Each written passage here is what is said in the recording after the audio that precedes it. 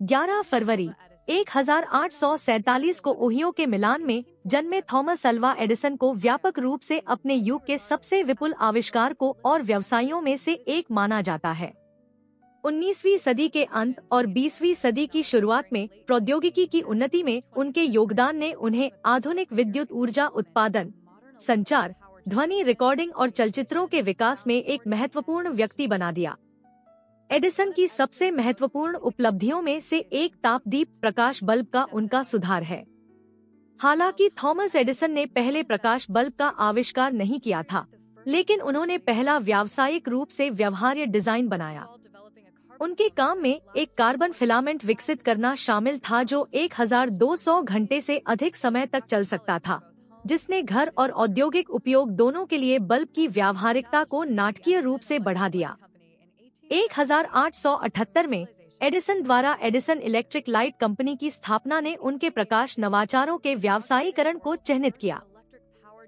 1882 में उन्होंने न्यूयॉर्क के पर्ल स्ट्रीट में दुनिया की पहली विद्युत शक्ति वितरण प्रणाली का उद्घाटन किया, जिसने आधुनिक बिजली ग्रिड का मार्ग प्रशस्त किया। विद्युत प्रकाश व्यवस्था पर अपने काम के अलावा एडिसन के अन्य उल्लेखनीय आविष्कारों में फोनोग्राफ शामिल है, जो ध्वनि को रिकॉर्ड करने और पुनः पेश करने में सक्षम पहला उपकरण था। 1877 में आविष्कार किए गए इस उल्लेखनीय उपकरण ने संगीत उद्योग को बदल दिया और रिकॉर्ड किए गए ऑडियो मनोरंजन को जन्म दिया। मोशन पिक्चर्स के क्षेत्र में एडिसन ने काइनेटोस्कोप, एक प्रारंभिक मोशन पिक्चर डिवाइस का बीड़ा उठाया और अपनी टीम के साथ मिलकर काइनेटोग्राफ, एक प्रारंभिक मोशन पिक्चर कैमरा विकसित किया। इस तरह के आविष्कार अमेरिकी फिल्म उद्योग के लिए आधार तैयार करने में सहायक थे। एडिसन का कौशल केवल नवाचार तक ही सीमित नहीं था, उनकी उद्यमशीलता की भावना भी उतनी ही सराहनीय थी। उन्होंने संयुक्त राज्य अमेरिका में अपने नाम पर 1093 से अधिक पेटेंट रखे।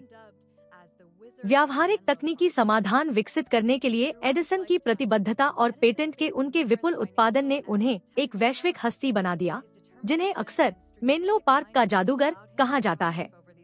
अपने पूरे जीवन काल में एडिसन ने कई वित्तीय और तकनीकी चुनौतियों का सामना किया, फिर भी उनके दृढ़ संकल्प और रणनीतिक मानसिकता ने उन्हें इन बाधाओं पर विजय प्राप्त करने की अनुमति दी। एडिसन की मृत्यु 18 अक्टूबर 1931 को वेस्ट ऑरेंज, न्यू जर्सी में हुई, लेकिन उनकी विरासत उन तकनीकों के माध्यम से बनी हुई है जिन्होंने आधुनिक